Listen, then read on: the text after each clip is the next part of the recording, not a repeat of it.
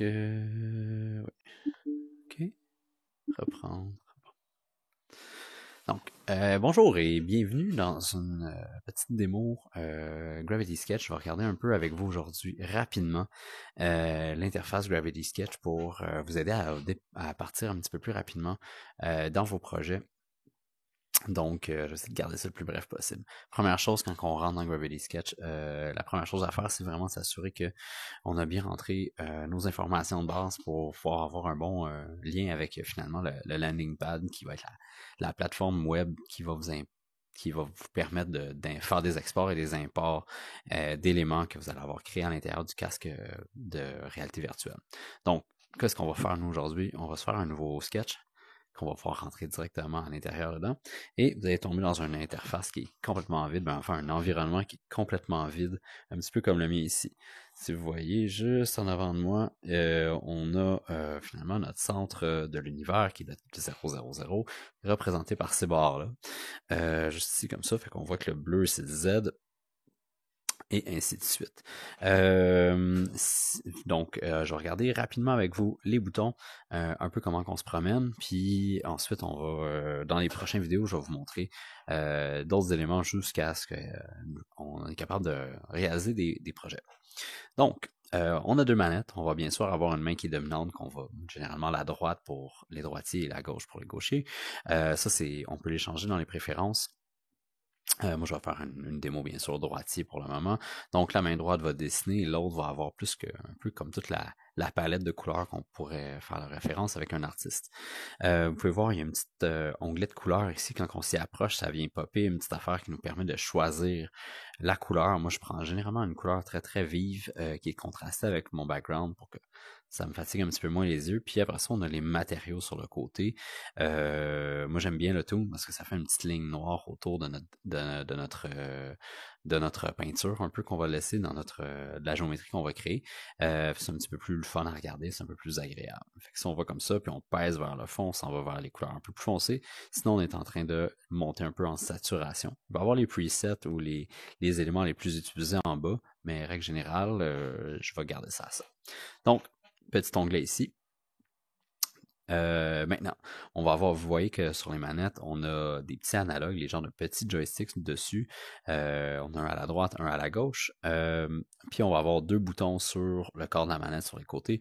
Un qui va être activé par, comme vous voyez en mauve ici, par mon majeur, et un qui va être plus avec l'index. Comme vous voyez en ce moment, si je pèse sur mon bouton index de ma main de dessin, ça va créer des lignes en 3D, un peu partout comme ça ici.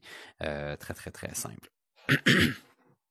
Donc ça, c'est notre première interaction. Ça va nous permettre de faire pas mal tous les éléments de géométrie qu'on voudrait vouloir. C'est pas super précis, mais c'est toujours agréable à voir se transformer de cette façon-là. Je pourrais me faire un beau petit cube comme ça ici.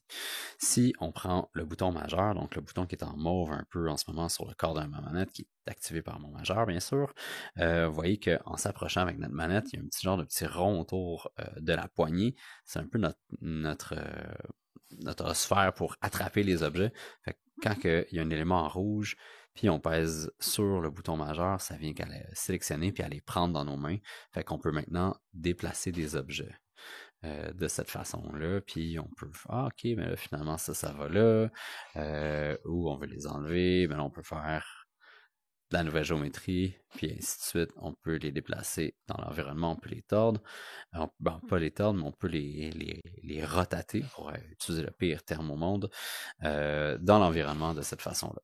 Donc, dessiner, index, attraper, majeur, et quand on attrape un objet, on voit qu'il y a un petit bouton, notre bouton rouge de notre main droite, on voit qu'il est rendu avec un petit moins, ben c'est pour effacer la ligne ou l'élément qu'on est en train de choisir. Fait que là, si j'ai pogné mon machin chouette ici, je peux peser sur le moins, on va le déliter au complet.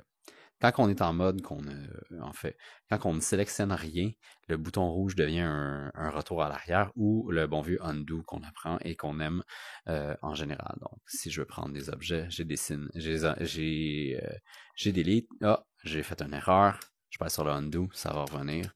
On a quand même une pas pire banque, là. Je sais pas jusqu'à combien je me suis jamais rendu, mais c'est fort probablement plus que 50. Donc, on a de la place là-dedans. Le bouton gris qu'on voit ici avec un marteau puis un affaire de pinceau, là, un pinceau, ça nous permet d'aller changer notre outil qu'on est en train d'utiliser. Nous, de base, on va toujours utiliser l'outil Sketch, mais on a d'autres éléments comme l'outil mesure, fait que là, je pourrais aller voir, ok, combien il y a d'espace entre ces deux éléments-là. Puis c'est relativement précis, c'est le fun, mais souvent, ça devient plus comme quand on commence, on s'accroche avec un mode de sélection, puis après ça, on se ramasse à ne plus savoir quoi dessiner, comment.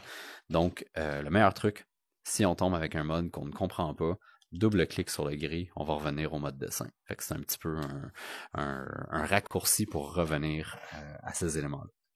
Donc, dernier petit bouton, ben on a le bouton méta, qui est celui, ben là, si je me fais un point, celui qui est juste à côté de mon point, là, avec le C qui a une petite ligne, qui a une flèche, c'est pour retourner dans l'interface du casque. Donc ça, on va le laisser faire pour le moment. Et l'analogue, lui, va nous permettre, si on pousse vers le haut ou vers le bas, très précisément, ben pas si précisément que ça va nous permettre de grossir notre arc de sélection pour prendre plus d'éléments ou pour avoir une petite élément de sélection pour aller chercher les choses un peu plus précisément. Puis de droite à gauche, je vais grossir notre outil de dessin, comme dans ce cas-ci. Là, j'ai un genre de gros pinceau qui me fait penser à la crème glacée chez Dairy Queen. Puis je suis capable d'avoir un gros trait ou de rapetisser puis d'avoir vraiment des traits très petits, comme ceci. Maintenant, je peux reprendre une sphère de sélection un peu plus grande, effacer toute la scrap que j'ai faite, puis comme ceci. Sur la main gauche, quand on attrape avec le bouton du majeur, on voit que on est en train de manipuler l'environnement au grand complet, fait que je suis capable de le bouger, je suis capable de rendre ma tête très proche du zéro, de l'éloigner. Ça va être comme ça qu'on va se promener un petit peu dans l'environnement, fait qu'on peut faire un peu comme si on était un singe dans une jungle, puis se prendre dans l'environnement et se tirer plus ou moins proche d'un objet.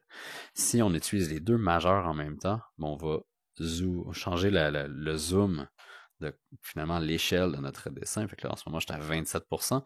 On va remarquer qu'à 100%, il va avoir tendance à juste un peu snapper ou barrer. Fait que ça, c'est encore vraiment Gravity Sketch et c'est à son meilleur qu'on l'utilise en contexte ou à une échelle 1 pour 1.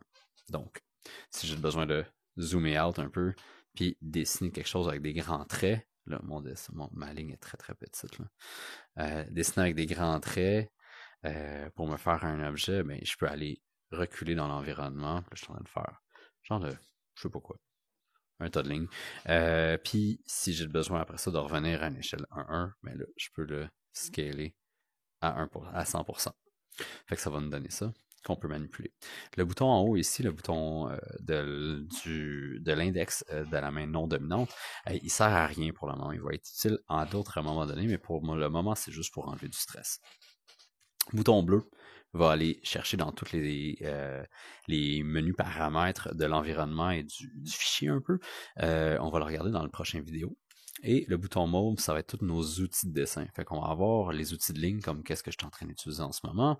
On va avoir les outils de surface qui sont un petit peu plus compliqués, mais ça va nous permettre de créer des cossins, machin chouette comme ça, mais vraiment des choses aussi très intéressantes. On va avoir des formes de base, un petit peu comme des cubes, des plans, puis on va pouvoir les former et les placer, peu importe dans l'environnement, comment qu'on en a besoin.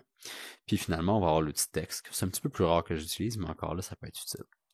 Donc, encore là, on peut aller choisir notre outil, on peut les garder ici comme dans notre main. On peut faire, en repaisant sur le bouton mauve, on peut enlever la genre de petite palette qui vient d'apparaître. Et ça ressemble un petit peu à ça. Maintenant, dans les dernières petites interventions que je peux faire, l'analogue de gauche va vous permettre un peu un genre de retour en arrière chronologique. On voit que l'heure est en train de revenir. Fait que ça nous permet, si on tourne dans le sens horaire ou anti-horaire, de revenir ou aller plus loin dans le temps. Semi-utile, quand même intéressant. Dernière petite manipulation que je peux vous montrer, c'est si on veut copier un objet. Donc encore là, on a créé un cube, on aimerait en avoir plusieurs, mais on peut aller l'attraper avec le bouton majeur comme qu'on l'a vu. Puis après ça, avec le bouton de l'index de la main de dessin, on peut aller s'en créer plusieurs copies. Fait que là, moi, je tiens toujours mon majeur, puis là, je suis en train de me faire un armée de cubes ici, comme ça. Je pourrais maintenant jouer à tic-tac-toe si je voudrais. Fait que là, j'ai rendu avec toutes mes cases. Je pourrais me chercher mon outil de dessin, puis prendre une autre couleur juste pour que ça paraisse. Puis là, je pourrais jouer à tic-tac-toe si ça me tenterait avec des éléments comme ça ici. Fait qu'on est capable de bien. Puis là, je pourrais même prendre mon X, puis copier mes X pour jouer une partie plus rapidement si j'ai pas de besoin de si j'ai pas de besoin de faire, peu importe. En tout cas, bref, vous voyez un peu l'idée. On est capable de manipuler les choses un peu comme ça, puis de les multiplier. Fait quand même assez intéressant comme petite manœuvre. Dans les dernières choses qu'on va voir, bien sûr, la petite porte, quand on regarde un peu le poignet, si je casse le poignet de la main gauche, on a quelques dernières options. La disquette est bien sûr pour sauver, la petite flèche vers en haut pour l'exporter. On a un mode caméra aussi qu'on peut prendre des photos avec une des deux gâchettes d'index. Je peux peser ici comme ça, puis ça va me faire un petit JPEG.